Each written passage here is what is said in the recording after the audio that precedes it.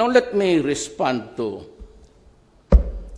si Ombudsman ba, Conchita Morales, blew her top and castigated me publicly for just mentioning killing the criminals. And in one publication, hindi ginamit yung correct statement. I never said kill people. Kill criminals. When I was mayor, ayan man silang mga military, magtanong kayo, ayan, dyan si Danny pati, magpunta, kilala man nila ako. Sa Davao, sinabi ko talaga, if you destroy my city, I will kill you. And if you destroy the young of this community, I will kill you. So kung ilunong mo sa droga yung mga anak namin, putang na, papatayin ko talaga. Ano ulit siya? Galit ako sa droga kasi nakita ko ang gaano ka lala ang bayan. Noon, hold up dito, rape ng bata. O, ginawa pa ng, may isa pang ulol na, ginawa uli. Then Conchita said, yung kill, goaded is mukhang tinutulak ko to kill people. Abogada naman sana ito. Now, Ombudsman Morales, find me a law which says I cannot threaten criminals with death. Find me a law which would bar me from saying, I will destroy you if you destroy my country. Because if you can do that, I will step down tomorrow. Bigay mo lang sa akin. Ang bunganga mo kasi, do not be the conscience of the community. Hindi mo nga alam bumalik na yung droga. All you do is to say, bakit yung ombudsman hindi corrupt? Putang. Tanungin mo ka yung lahat na nagkaroon ng kaso dyan.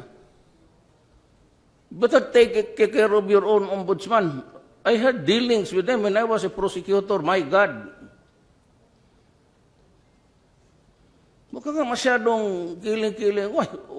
What is your, since when did you anoint yourself as the spokesman for the criminals?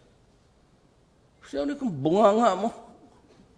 Rindahan mo yung bunganga mo kaya may problema. Totoo, galit talaga ako. Sinong magalit? Tignan mo ngayon, bumalik naman.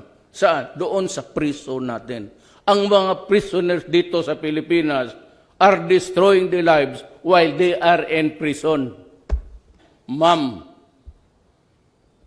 kayo, ombudsman, ilang beses na dadaan, prosecutor ako.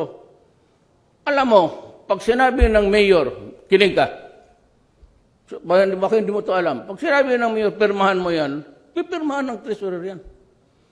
Pag sinabi ng property officer ng mayor, pirmahan mo yan, pipirmahan yan. Ang chief of police, pag sabi ng, gawin mo, yes, sir. Walang choice yung mga yan eh. Tapos ang mga mayor, na-corrupt. Tapos ang demanda mo, lahat, ang nakukonvict. Those who are, mapipriso, ang auditor, ang treasurer. So kung magpunta ka niya, kita mo yung mga barong na punit-punit na, tapos magsabi siya, nag-utang pa kami sir para ayusin mo yung ombudsman mo, kala mo, santo kayo dyan. Do not play God and shut up. Wala ka namang batas, ibigay mo nga sa akin. Abogado ka. Ako, ordinaryo lang, 75. Pero alam ko ang batas ko, ikaw dumating ka pa ng Supreme Court, di mo alam yan. Mahiya ang sarili mo.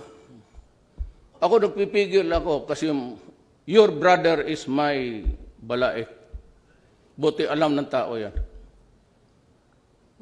Pero kung gano'n ka nakita mo ang sitwasyon, tamba sa Marawi. For 1 week, alam mo, may marami akong pinsan doon. Lanao del Sur, hindi Lanao del Norte. Alam ng buong Pilipinas, sila yung nagsasabi sa akin. Kaya weekly nagsasabi ako, do not force my hand into it. Di ba narinig ninyo? Every week, I was mouthing that phrase because it was getting critical. Ganun yan. Hindi mo lang alam ang problema ko.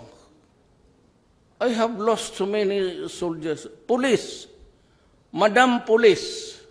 Nung isang araw, mayroon niyang every week 2-3 police na pinapatay sa drug operation. You kindly read the newspaper or get it from the statistics of the Philippine National Police.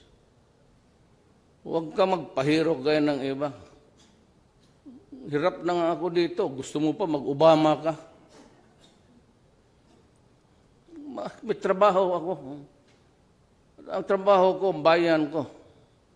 Para sa bayan to. Hindi to para akin. Wala akong nakukuha. Putang inang bayan to. Tinatayo ko yung pagkatao ko. Bayan. If you do not like it, I'm sorry.